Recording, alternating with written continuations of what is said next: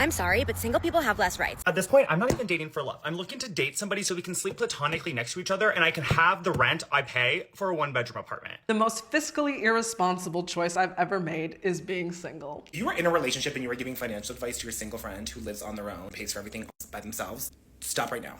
Stop it, stop it, stop. Society has very clearly decided that a woman's value peaks in partnership. Don't get me wrong, I love being single and I love living alone. It's great, it's fantastic, but it's expensive. There is a very specific frustration that comes with being single and realizing that every price, every deal, and every assumption in the world around you was designed for two people in mind. Today, we're covering the singles tax, the financial penalty that quietly follows single people into every area of their lives. So how much does flying solo really cost people in 2026? At this point, I'm not even dating for love. I'm looking to date somebody so we can sleep platonically next to each other and I can have the rent I pay for a one-bedroom apartment.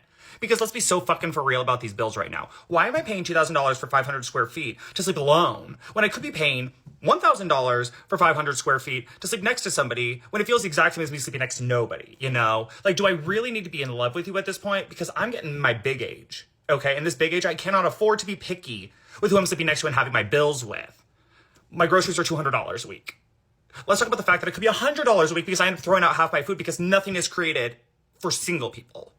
Rent is not created for single people. Bills are not created for single people. Food is not. I'm with him there because with renting, that's why I had for my entire 20s, I had roommates. I had, well, a roommate. It is so much easier to save money when you have a roommate. I can't even imagine. Some of you out there are really balling, right? And you are living in your studio apartment, one bedroom by yourself, paying God knows how much money to do that. Don't you ever just wish you could get into a situation where you get along with the person and you don't have to pay so much money? Right now, I really do wish that I had someone else to split my Airbnb costs with because that would make this trip so much cheaper. But that's the price we pay. That is the tax we pay. The most fiscally irresponsible choice I've ever made is being single. Somebody stitch this. Single tax is insane. Nothing is created for single people is 100% correct. Every time I see a wedding registry, I'm like, no, you're in a dual income household. Now buy me new wine glasses. I need them more. I mean, that's a great point. At least when you're doing a wedding registry, you just have to buy one gift, but it's typically one really expensive gift. Don't get me wrong, I love being single and I love living alone. It's great, it's fantastic, but it's expensive. I just spent $600 on brakes on my car, just on the front part of the car, because I couldn't afford all four brakes and axles and rotors and whatever the fuck. And then now I just paid my car payment, which is $500, so I just blew $1,100 in like 3 hours, and it wasn't even like fun, you know? Fuck.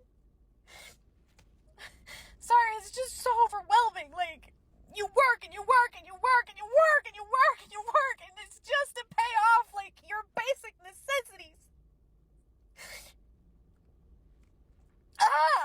And you can't, like, in this city that I live in, public transport, please.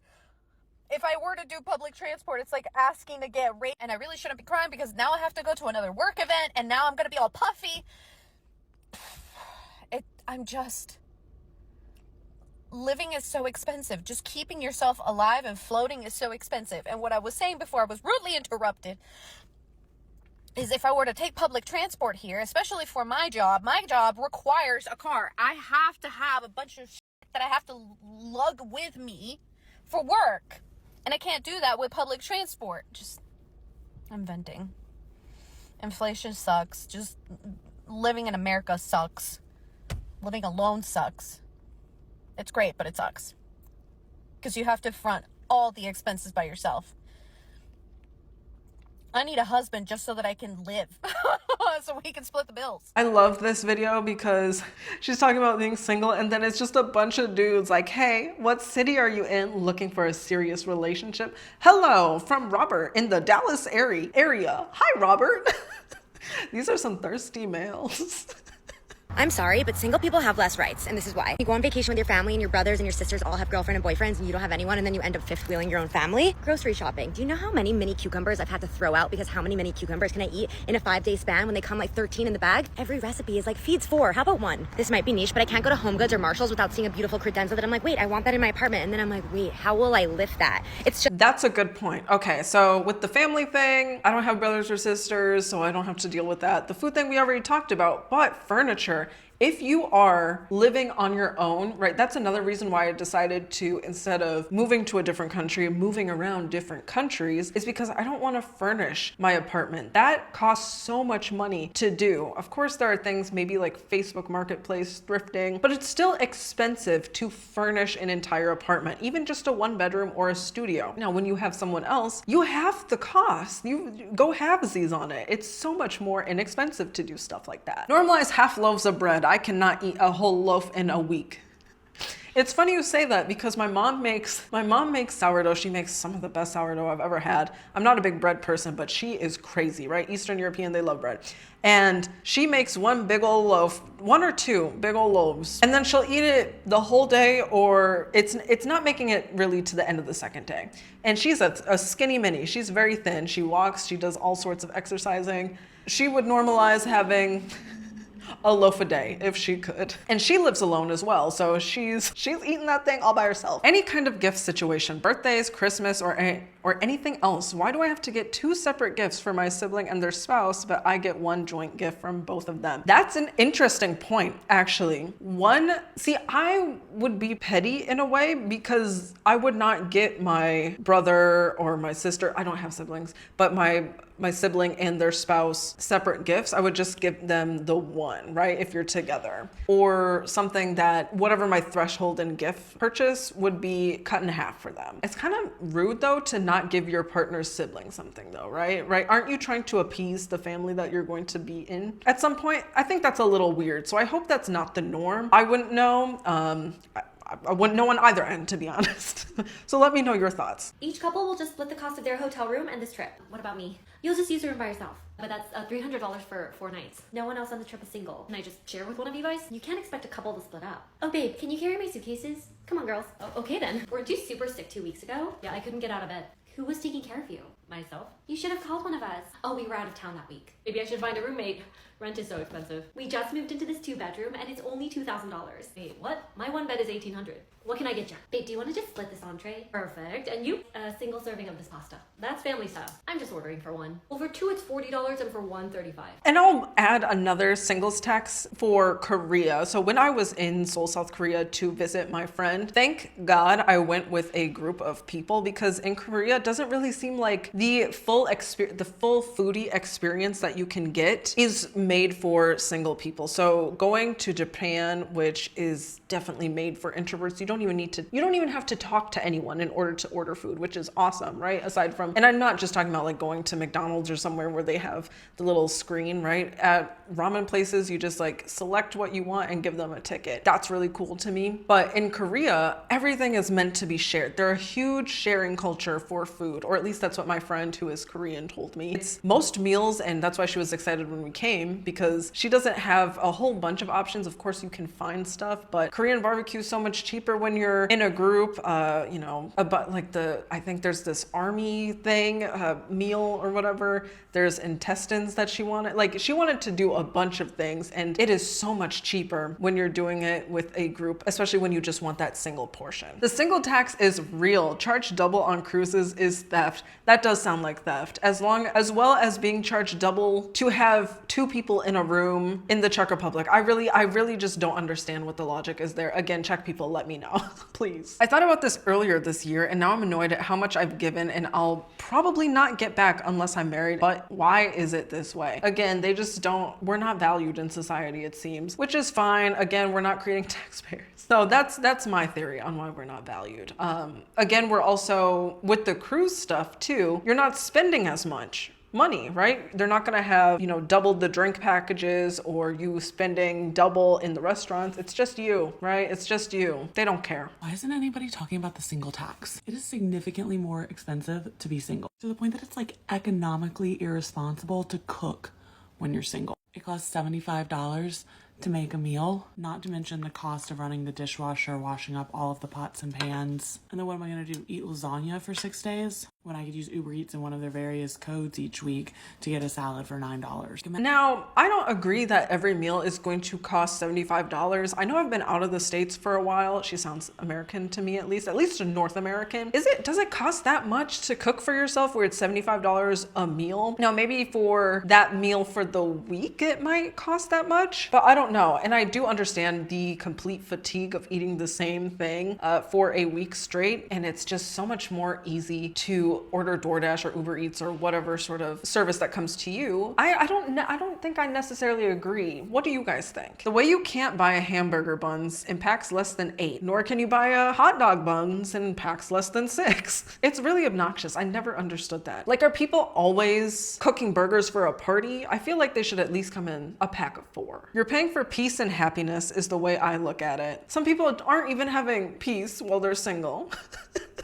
I literally just paid $500 to hang 2 TVs. It's so expensive being single. Yeah, I'm always scared to hang a TV anyway. I'd rather just have it on a stand. Isn't anybody talking about the single tax? It is significantly more expensive to be single. I co-sign everything in this video, but I would also like to add that there's this thing that you might not be aware of called the single supplement. So both these graders are talking about how it's more expensive to be single, and I totally agree with that. But the second grader is talking about the single supplement tax, which is more common with cruises and all-inclusive vacation. A lot of all-inclusives and cruises will charge you for 2 people, even if you were just traveling on your own, even though they promote it as a price per person. So I'm a solo traveler and I've looked into this many times, but some cruise lines offer singles cruises or singles rooms specifically for this reason. So there isn't a single supplement, and also you kind of get different rooms. So it's more of like a studio room than it is like an interior room. Generally cruise rooms are pretty small anyway, but the cruise lines that I know that do this are Royal Caribbean, Virgin Voyages, and Norwegian Cruise Lines. Also, if you go to vacationstogo.com, they have last minute cruise deals, and they will also show you the singles price, which is almost always the same as the regular per person price. So look for those cruise lines specifically for your next. So I wanted to share this video. I know some of you guys are like, why is this person reacting to a person, reacting to a person, reacting to a person?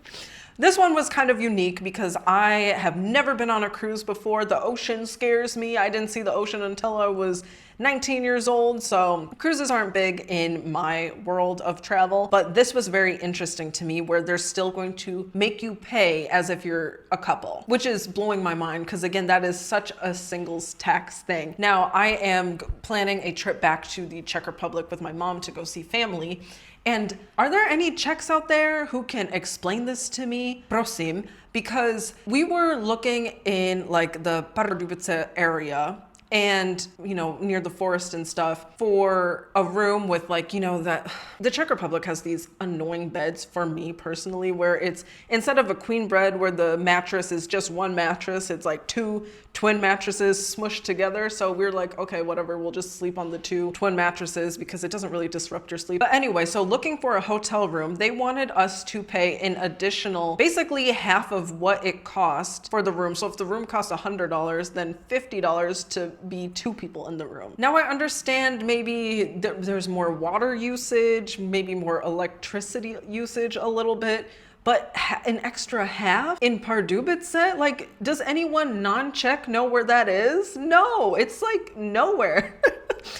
Do Czechs have money for this? Like, I thought Czechia is doing well for itself, but are you guys doing that well? Anyway, so that's another thing where maybe it's the opposite of a singles tax in this scenario. So I wanted to show maybe a couples tax. If you are in a relationship and you are giving financial advice to your single friend who lives on their own, pays for everything by themselves, stop right now.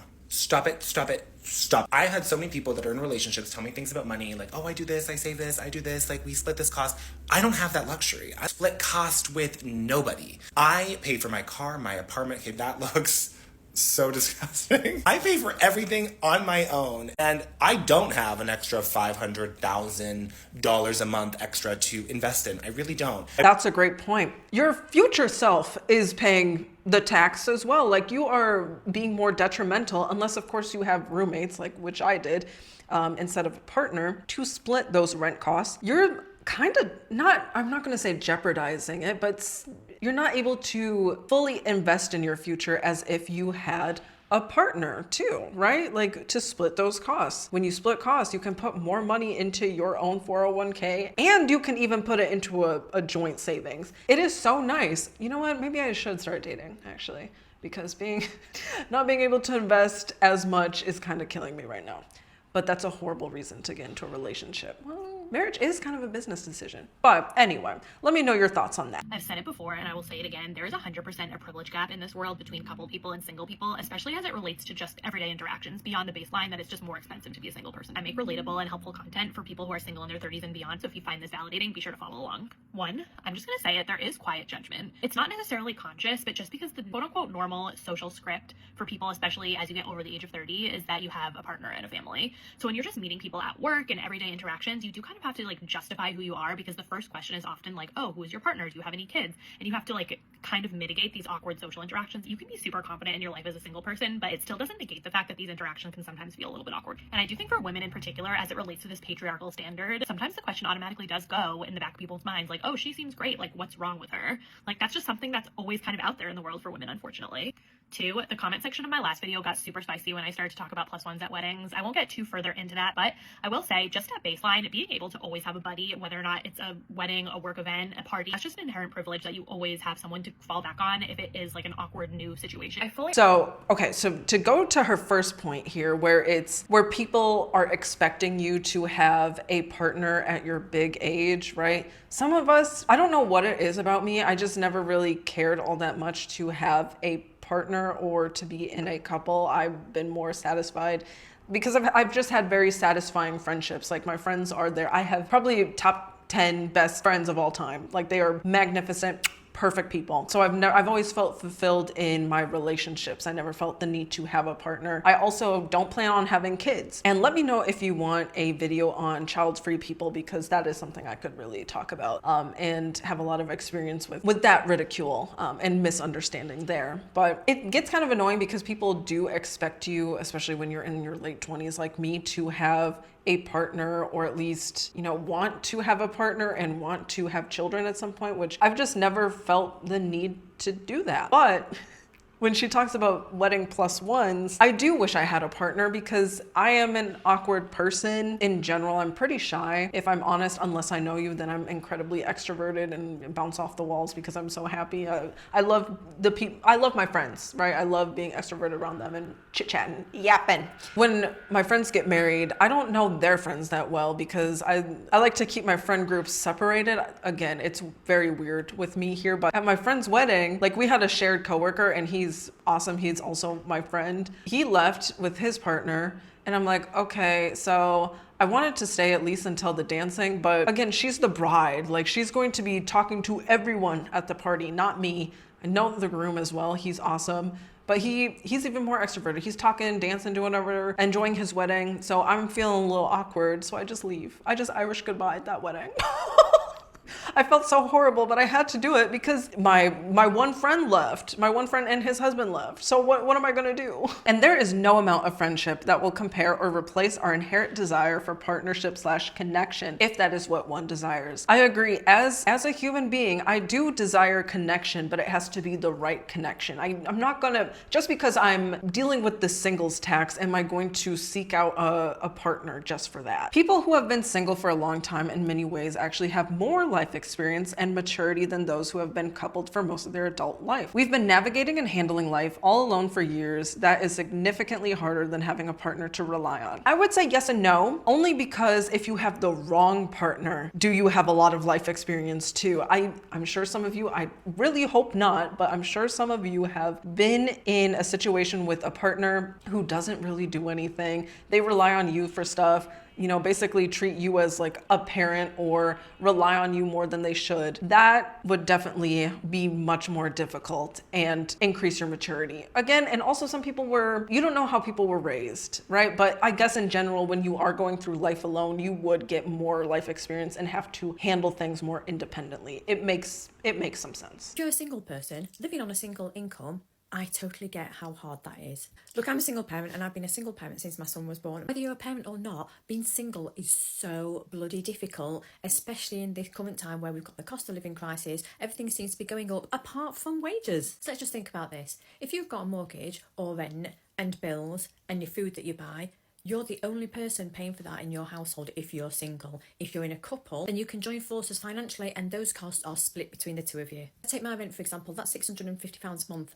I pay that on my own. I don't have somebody in the household with me paying £375 worth of that rent. I don't have anyone paying half towards gas, electric, utilities, internet. Some things are obviously going to be a little less expensive if there's only one of you. You can choose whether or not to put the heating on. There's no arguing about if you want to leave it off, you can leave it off. You probably spend less on food because there's only one adult in the house. I've got an adult son living at home. He's 19 and he does have a job, so he does pay me a little bit of keep, but I don't ask for half. That's ridiculous. I want him to save for his own future. So ultimately, I pay for the bulk of things in the household, and it can be really challenging in this current climate, current financial climate. Want to try being single with no kids, no help at all, way at the bottom of the housing list because having no kids. Also entitled to no benefits. That is another thing. You aren't entitled to any sort of real tax benefits as a single person. You get more tax benefits when you are married.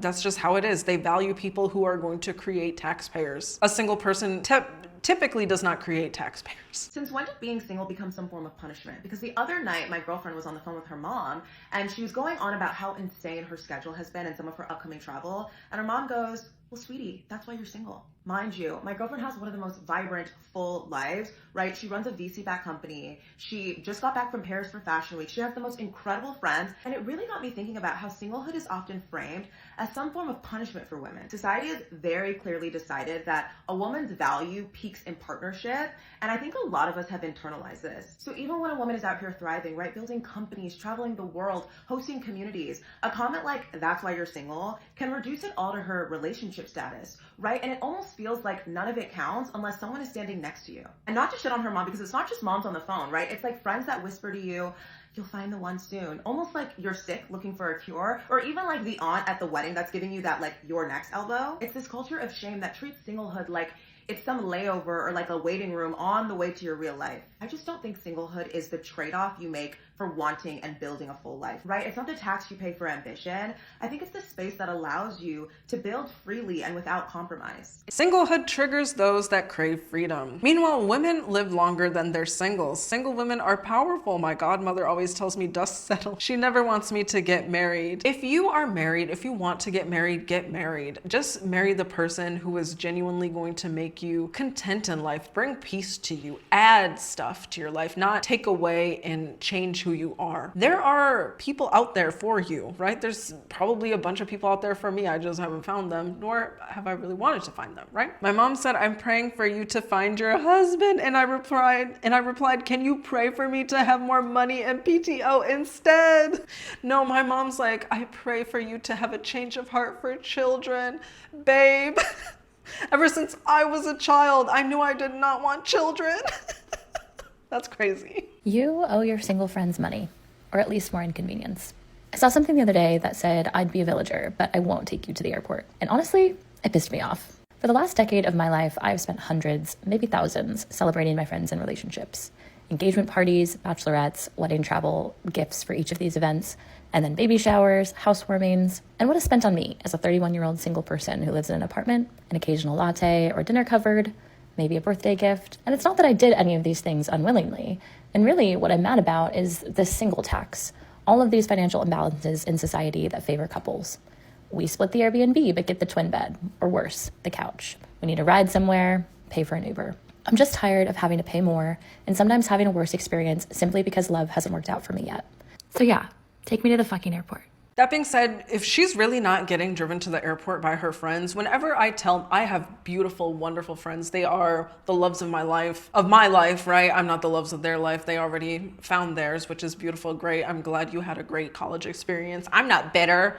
I'm really not bitter. If I really wanted to find someone, I would probably go out and date people, but I can't be bothered if I'm being honest. I like being a single person. I like solo traveling. Would it be nice, as she was saying, to have someone to split the cost of the Airbnb with me, to split the cost of taking a taxi or an Uber, or having someone to pick me up? Again, I think as I cut myself off earlier, is my friends do pick me up from the airport. Whenever they hear that I'm traveling or I'm coming back, they're like, when do you need me to pick you up from the airport or take you to the airport? They are absolutely lovely. I would do the exact same thing for them as well. But there is a price to being single, because you do give more than they give to you. And it's not in a bitter sense where, well, I want to get more out of the friendship than they're getting from me. It's just a little lopsided, and it feels, I don't even know how to describe it, because I'm not mad at them. It's just based off of the choices I made, you know? But if I was like her, and it sounds like she does have good friends, but they're not really taking her to the airport, I would be a little bit more jaded, right? Paying for all of these different things. You're housewarming, like, baby, I don't even have like a stable home to go to, right? I'm living out of Airbnbs. You have a house. That's wonderful for you. Still need to get you a present for your wedding, baby showers, or even like the hidden costs too, which if you're going into a wedding, I'm kind of not a good friend in this aspect because I've never wanted to be a bridesmaid, or especially a maid of honor, because that's a lot of work and I just don't have the mental capacity, if I'm being honest. I don't like having to be responsible for something because I want things to be perfect, and it would just, I'm just not that, I'm not that kind of person. But there's also a lot of time debt, right? As well as financial debt. So for bridesmaids parties, or, you know, hen parties, as they say, I think across the pond, you're going out typically to a different state, maybe a different part of the country that's a little further away from your normal city. That's a lot of money. Getting ready, taking time off of work. Most people aren't going to take time off of work for your birthday. So there's a little bit of lopsidedness there that I don't think will ever really correct itself, you know, if you continue to stay single, which hopefully if you are single right now, you do want to be single. Splitting anything with couples and they act like they're one, so annoying. I'm not paying for half when there are 3 of us. Exactly. I don't want to pay half and then you pay quarter. We pay more, and we also have a single income. Exactly. While they have a dual, I'm so happy for my friends. I love them, but I'm so tired and so broke. Exactly. Having a single, right, you have a dual income and pay half. I have one income and pay whole. My best friend is single, and I always treat her or buy her gifts because she's always there for me and my kids. Now let's applaud this best friend. That is absolutely wonderful and a great way to end this video. What do you think? Have you ever experienced the singles tax? Are you currently experiencing it right now? We are really in the trenches. Let me know your thoughts on the video. Like the video if you like it, dislike it if you dislike it, and I'll see you in the next one. YouTube thinks you'll like this video next.